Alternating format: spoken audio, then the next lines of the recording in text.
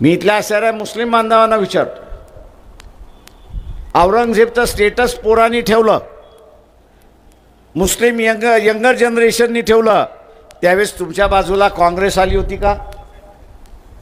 वाचवायला आली होती का? ही देशमुख कुटुंब तुम्हाला वाचवायला आलं होतं का? नाना पटोले तुम्हाला असारा वाचवायला आले होते का?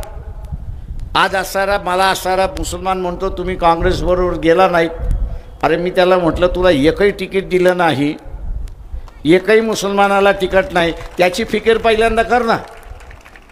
या मुसलमानांचं कसं आहे की घरातलं कधी बघत नाही, शेजाऱ्याचं बघतात, अशी असणारी परिस्थिती आहे. आणि म्हणून मुसलमानांना म्हणणे तुझ्या घरातलं बघ ना पहिल्यांदा. औरंगजेबचा असारा स्टेटस झाल्यानंतर भयभीत होतास, पूर्णपणे भ्यालेला होता.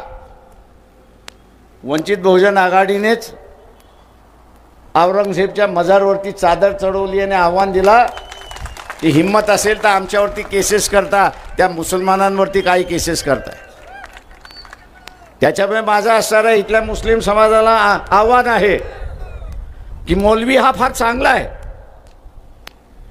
मौलवी हा जो आहे तो फार चांगला आहे, माणूस म्हणून फार चांगला आहे, पण त्याचा मुसलमानाशिवाय इतरांशी संबंध नाही अशी परिस्थिती आहे. मौलवींची असणारी उठबस ही गैर मुसलमानांमध्ये फार कमी आहे. आणि म्हणून गैर मुसलमानांमध्ये काय चाललंय याचं मौलवीला माहिती नाही अशी असणारी परिस्थिती आहे. आणि म्हणून मी असणारा मुस्लिम समाजाला आवाहन करणार आहे की या निवडणुकीमध्ये मौलवींचं अजिबात ऐकू नका. या निवडणुकीमध्ये अजिबात मौलवींचं ऐकू नका. जो आपल्या बाजूने लढतो, जो पक्ष आपल्या बाजूने उभा राहतो, त्याच्याच बाजूने आपण उभा राहा अशी असणारी परिस्थिती आहे.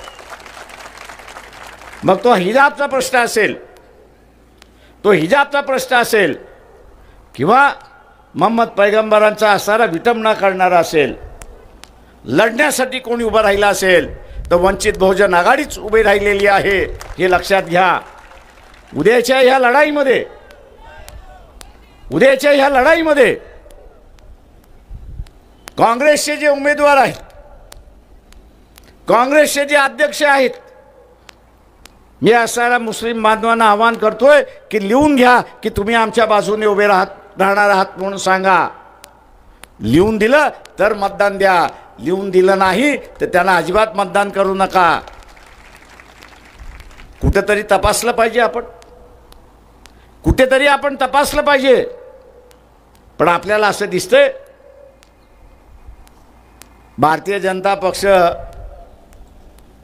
हे आता लातूर जिल्ह्यातले सुद्धा अनेक जणांना गिळंकृत करते असं मला दिसतंय. इन्क्वायरी खाली आहे.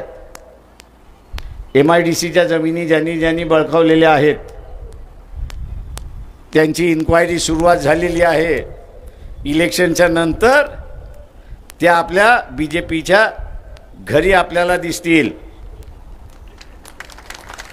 बरेच आहेत, नावं नाही घेत मी, फक्त तुम्हाला इशारा दिला की MIDCच्या ज्या जमिनी ज्यांनी बळकावलेल्या आहेत ते सगळेजण BJPकडे वळताना आपल्याला ह्या ठिकाणी दिसतील. आणि म्हणून माझं आव्हान आहे आपल्या सगळ्यांना ह्या ठिकाणी, की आपण जोमाने मतदान करायचे, जिद्दीने मतदान त्या ठिकाणी करायचं आहे. मतदानाचा टक्का हा कमी होतोय अशी परिस्थिती आहे, त्याची आपल्याला फिकीर करण्याची गरज नाही. ज्यांनी 2 इलेक्शनमध्ये 14 आणि 19मध्ये भरघोसपणे BJPला मतदान दिलं, मोदीला मतदान दिलं, त्याचा भ्रमनिराश झालेला आहे आणि तो मतदान करत नाही. आपले उमेदवार आहेत, यांची निशाणी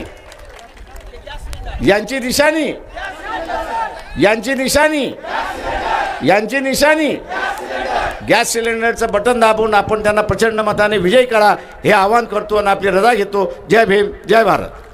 वंचित बहुजन आघाडीचा कृपया सर्वांनी